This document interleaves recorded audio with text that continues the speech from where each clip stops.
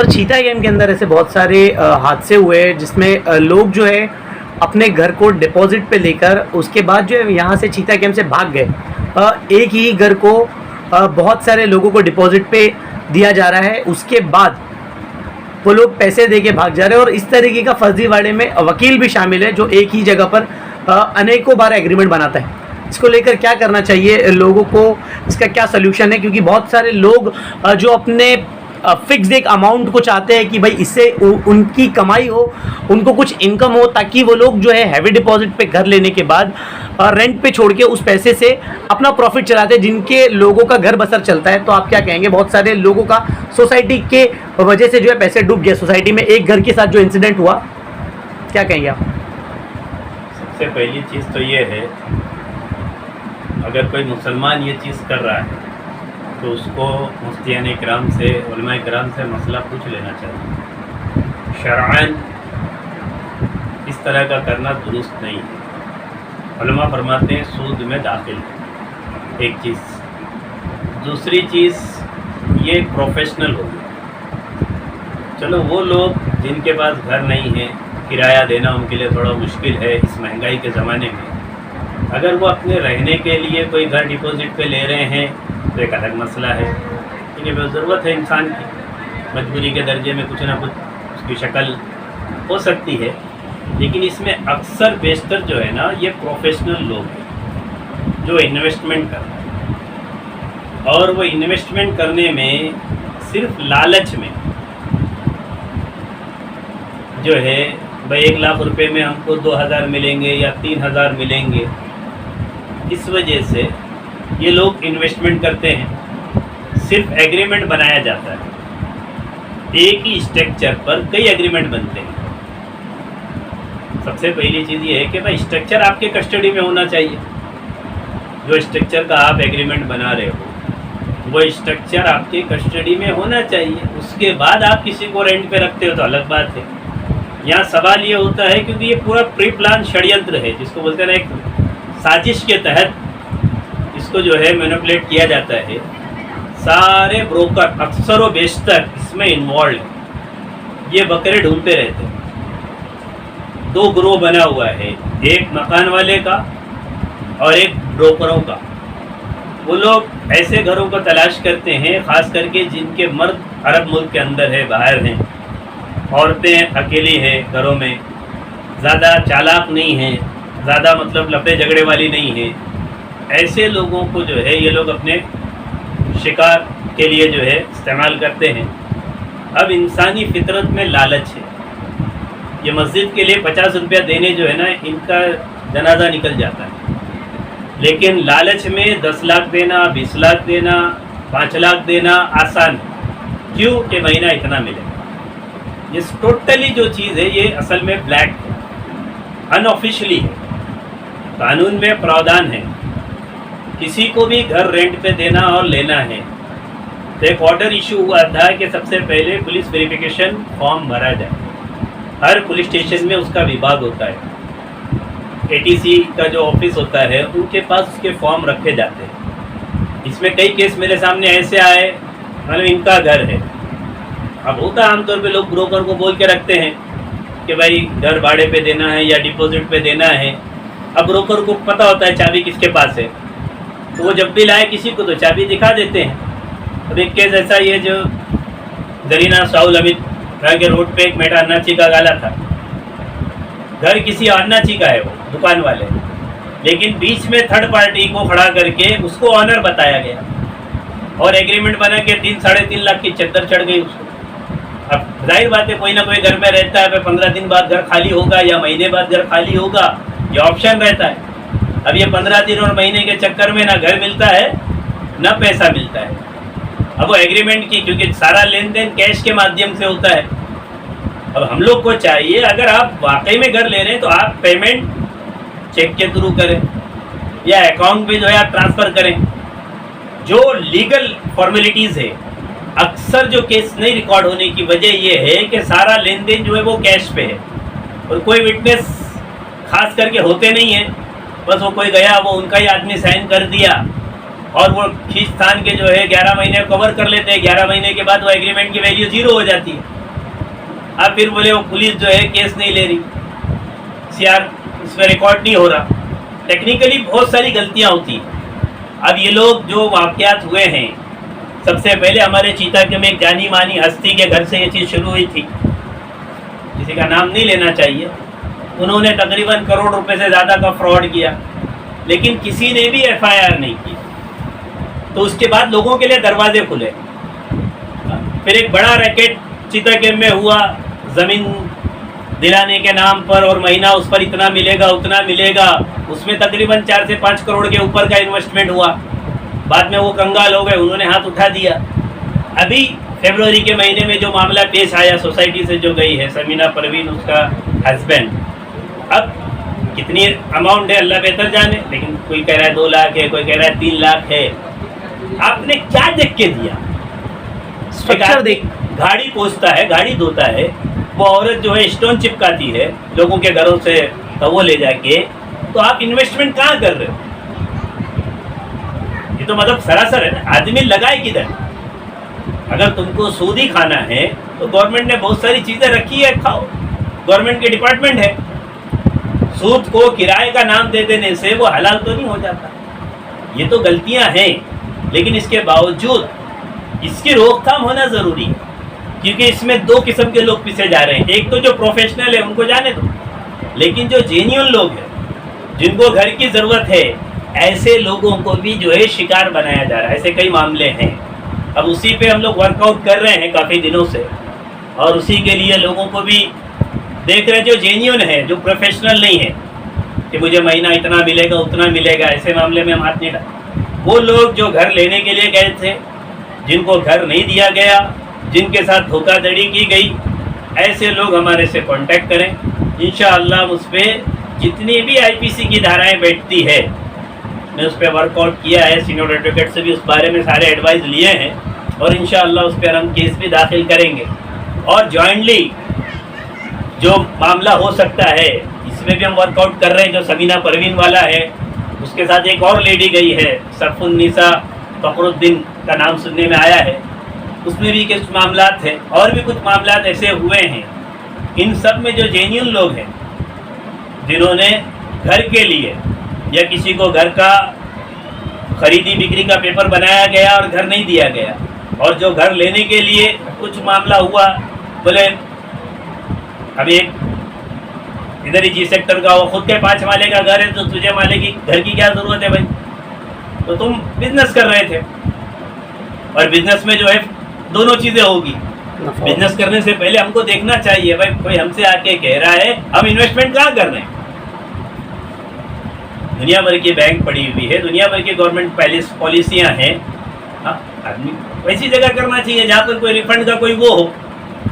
अब जिसका घर की कीमत 20 लाख की नहीं है, उसके बाद लोग 2 करोड़ देंगे तो वो रहेगा क्या? तो भागे गए। और दूसरा जो फ्रॉड चलता है, वो नीलामी की बीसी का चलता है। 5 लाख की बीसी है, 4 लाख की बीसी है, 1.5 लाख में उठा रहे, 2 लाख में उठा रहे, तो क्या वो भरने वाला है? जो 4 लाख की बीसी को 2 लाख में उठाया है, वो 4 लाख भरेगा? वो तो पहले से माइंड सेट है उसका कि 2 लाख में उठाना है, बाकी भागना है या कांडी करना है।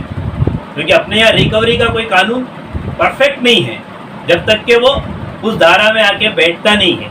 और दूसरी चीज़, नॉर्मली पुलिस विभाग में भी ऐसा मामला है कि जो मामला क्लियर कट फॉर्जरी का है, क्रिमिनल ऑफेंस है, कॉग्निजेबल ऑफेंस है, उसको भी जो है आम लोगों को सिविल मैटर बोल के हाथ झाड़ दिया जाता है। लोगों की उम्मीदें पुलिस से होती है, कुछ भी हुआ, अच्छा बुरा, सही गलत, तो एक उम्मीद होती है कि पुलिस है, हम पुलिस को वहाँ जाके कंप्लेंट करेंगे। लेकिन वहाँ जाने के बाद पता चलता भाई वो तुम्हारा मामला तो लेन देन का है, वो अनऑफिशियली है, वो सिविल है। इस वजह से अगर पुलिस उसको जांच करेगी तो ये सिविल नहीं है, क्रिमिनल है, ये प्री प्लान है, ये साजिश की जा रही है सिर्फ एग्रीमेंट देकर। और वो जो एडवोकेट्स हमारे हैं, उनको भी देखना चाहिए, उनके पास आजकल कंप्यूटर डाटा है, उसमें सेव कर देवे, ये स्ट्रक्चर का एग्रीमेंट मैंने बनाया हूँ सो एंड सो डेट में। अगर दोबारा उसी स्ट्रक्चर का आता है उस पीरियड से पहले, तो उसमें देखना चाहिए उनको भी कि भाई वेरीफाई करो, कंफर्म करो, और आने वाले क्लाइंट को समझाओ भी, भाई आप जो कर रहे हो इसको, अगर आप रूम ले रहे हो तो ठीक है, फाइनल इन्वेस्टमेंट मत करो, ये फ्रॉड है। धोखाधड़ी है। उनको क्या है 400-500 रुपये एग्रीमेंट का मिलता है, लेकिन ये 5 लाख का जो है नुकसान हो जाता पूरा रैकेट कैसा चल रहा है। ब्रोकर ने लेके आया 5 लाख रुपये का इन्वेस्टर, 50,000 उसको मिल गया 10%, वो पहले ही ले लेता है 50,000, कोई लाख कोई 50। अब बचे 4.5 लाख, मान लो उसने 10,000 तय किया, मुश्किल से 4 महीना देते हैं, कितना गया 40,000, सब मिला विला के 1 लाख में मामला छूटा, 4 लाख अंदर। अब उसके बाद वो अगले महीना ले लो, ये महीना ले लो, वो महीना ले लो, टालते टालते 11 महीने ख़त्म कर देते। अब लोगों के भी माइंड में ये बैठा हुआ है कि केस करेंगे तो पैसा नहीं मिलेगा। ऐसा नहीं है, केस करना पड़ा। अभी हीरा गोल्ड का जो मामला हुआ, लोगों ने केस किया तभी अंदर हुई, सुप्रीम कोर्ट ने उनको कंटेम्प पे छोड़ा है। जितने लोग उस FIR में हैं उनको पैसा लाजिम है, देर सवेर लेकिन आएगा। लेकिन जो है ही नहीं, उनका कुछ नहीं। लोग कंप्लेंट करने भी नहीं आते। इतना बड़ा इंसिडेंस हुआ है F सेक्टर का, जो गई है सबीना परवीन, मगर एक जन भी आगे बढ़ के FIR करने को तैयार नहीं। पूछते थे या पैसा गया भी है या फिर पता नहीं 2 लाख रुपए दे के लोग 20 लाख बोल रहे हैं, ये भी हो सकता है। अब तो कोई है ही नहीं पूछने वाला। हमने दिया था 10 रुपए, अब भागने के बाद बोले 100 रुपए लेके भाग गए, ये भी हो सकता है। जितना अमाउंट उसके ऊपर डाला जा रहा है कि उतना अमाउंट है या नहीं है, लेकिन हम उस पर वर्कआउट कर रहे हैं और हमारे ऊपर बात भी हुई है इंशाल्लाह डिपार्टमेंट में। उसके लिए लीगली कंप्लेंट करके जो है FIR करके उनको लाने का, कुछ कंप्लेंटर हमारे पास आए हैं, इंशाल्लाह उनको लेके हम उस प्रोसेस को कर रहे हैं। और मेरी भी लोगों से यही दरख्वास्त है कि इस किस्म के लालच में, फरेब में, धोखे में न पड़ें। आप अगर घर ले रहे हैं तो आप पूरा घर पहले जाकर देखें, घर में रहने वाले से पता करें। मेरी अपने घर का मसला हुआ, मेरी साली सोसाइटी में घर लेने के लिए, मुझे पता ही नहीं, ठीक है। उसने घर देखी, 2 ब्रोकरों को लगाए, हमारे सोसाइटी के 2 लेडीज़ ब्रोकरों ने 5.5 लाख का तोहफा कर दिया। उसका 1.5 साल हो गया है। अब उस पर वर्कआउट चल इंशाल्लाह, उस पर FIR। अभी तक हमने मौका दिया उसको, बार बार आगे तारीख कर रहा था, लेकिन अब यह है कि वो लाइटली ले रहे। तो अभी हमने ऑफिसर को बोला है कि उस पर CR रिकॉर्ड करने के लिए उन ब्रोकरों के ऊपर भी और जिसने पैसा लिया उसके ऊपर भी जितनी भी दफात लग सकती है। फॉर्जरी के बहुत सारे कड़े सेक्शन हैं। 409 सीरियस ऑफेंस है, 418, 419, 420, 467, 471, ये सब कॉग्निजेबल ऑफेंस है, सीरियस ऑफेंस है। इसको अगर प्रॉपर उस हिसाब से अगर हम करें, हम लोग नॉर्मली जानते हैं कि एप्लीकेशन बनाते हैं आधा अधूरा और वो उसमें कुछ होता नहीं है, पुलिस भी इसको सिविल में डाल देती है। एक्चुअल जो हुआ है, फॉर्जरी जो हुआ है, वो सारी चीज़ें जब आप विस्तार से भेजोगे तब जाकर जो है उस पर रिमार्क आएगा। 420 के FIR के लिए DCP का अप्रूवल कंपलसरी है, तो इसलिए वहाँ जाने वाली चीज़ भी वैसी होनी चाहिए कि वहाँ से रिमार्क आवे। लोग ऐसे सीधी, अब लोगों को तो पता भी नहीं है कानून क्या चीज़ है। अब यहाँ पे जितने हैं हमारे यहाँ के एडवोकेट्स वगैरह, वो सब एग्रीमेंट और इस पे उस पे हैं, उसके आगे वो उनकी कोई जिम्मेदारी भी नहीं। तुम आए, हम बना के दे देंगे, ख़त्म हो गई बात। तो इसलिए इसमें जागरूकता की भी ज़रूरत है। इन किस्म के लालच में कोई ना जाए। ये टोटल टोपी पिलाने के इरादे से ही किया जाता है और इसमें अक्सर शिकार 99.9 औरतें हैं। आदमी नहीं, इक्का दुक्का आदमी मिलेगा, लेकिन सब इसमें जो है चोट खाई हुई औरतें हैं। ये पूछती भी नहीं है, बताती भी नहीं है, चुपके चुपके जो है सारी चीज़ें कर लेती है। और जब भांडा फूटता है तो फिर पता चला कि भाई इतने लाख उसको दे दिया और उतने लाख उसको दे दिया और ये मामला हुआ और वो मामला हुआ। तो जो लोग भी इस स्कैम का शिकार हुए हैं उनको क्या कहेंगे? अभी एक वीडियो रिलीज़ हुआ था पिछले महीने, इसी जून में ही। कहने वाला सामने से कह रहा है, हम लोग पहले हीरा गोल्ड में डूबे, फिर यहाँ। अगर देखो अल्लाह ने अकल दी, एक जगह तो डूबा था ना, दोबारा क्यों कूदा? एक जगह आप डूबे हो, चोट खाए हो, फिर क्यों जा रहे हो आप? लोगों को चाहिए, पैसे हैं तो या तो चुपचाप अपने किसी शक्ल में लगावे, जेवर बना के रखे या बैंकों में रखे। बैंक का भी आजकल मामला उल्टा सीधा चल रहा है। कोई ऐसी चीज़ जो आपके पास हो, आपके कब्जे में हो। और दूसरी बात, जो अल्लाह का वादा है, जो साहिब निसाब है वो अपनी माल की ज़कात दे देवे, इसके माल को ज़मीन और आसमान के बीच की कोई चीज़ नुकसान नहीं पहुंचाएगी। हम जो है ज़कात तो देते नहीं है, सूद की तरफ जाते हैं, तो अल्लाह का वादा है जो सूद की तरफ गया उसने अल्लाह से जंग की है, और अल्लाह से जंग करने के बाद कोई भी कामयाब नहीं हो सकता। इसलिए इन चीज़ों से बचना चाहिए। जो लोग घर ले रहे हैं उनको चाहिए पुलिस वेरिफिकेशन का फॉर्म भरें, उसका वेरिफिकेशन करें, घर के बारे में सारी जानकारी लें, घर में रहने वाले से, आजू बाजू वाले से पता करें घर किसका है, कौन है इसका ओनर, उसके बाद आगे का प्रोसेस करें। वरना होता क्या है कि ब्रोकर जो है वो मीठी मीठी बातों में जो है उलझा देता है, और उसके चक्कर में जा रहे, बाहर के बाहर एग्रीमेंट बना ले रहे, बाहर के बाहर सब कुछ कर ले रहे, बाद में पता नहीं, घर भी नहीं और पैसे भी नहीं। तो उनकी मदद किस प्रकार से की जा सकती है? अभी इसलिए अपन ने सोचे है कि इस चीज़ को कहीं ना कहीं रोकना ज़रूरी है, वरना ये आगे चल के और बढ़ता जाएगा। और हो सकता है इस वजह से कोई बड़ा, कोई भी, क्योंकि दिल का जला हुआ आदमी होता है, फिर पता नहीं कोई ऐसा क्राइम करते हुए कि किसी की जान चली जाए थोड़े से लेन देन के मामले में। इसलिए इस पर एक FIR होना चाहिए। इसलिए हमने जो है लोगों का जमा कर रहे हैं, ऐसे जो जेन्युइन मैटर हैं, जिनको घर के नाम पे धोखा दिया गया है, घर डिपॉजिट पर या भाड़े पर या घर खरीदी बिक्री पर जो लोगों ने पैसे लगाए थे उनको नहीं दिया गया, ऐसे मैटर्स को लेकर हम जो है इंशाल्लाह क्रिमिनल केस फाइल करेंगे। ज़रूरत पड़ेगी अगर पुलिस FIR नहीं लेती है तो मैंने ये इरादा किया हूँ बॉम्बे हाई कोर्ट में इस पर जो है PIL फाइल करेंगे, ताकि आगे के लिए चीज़ ख़त्म हो जाए। धन्यवाद।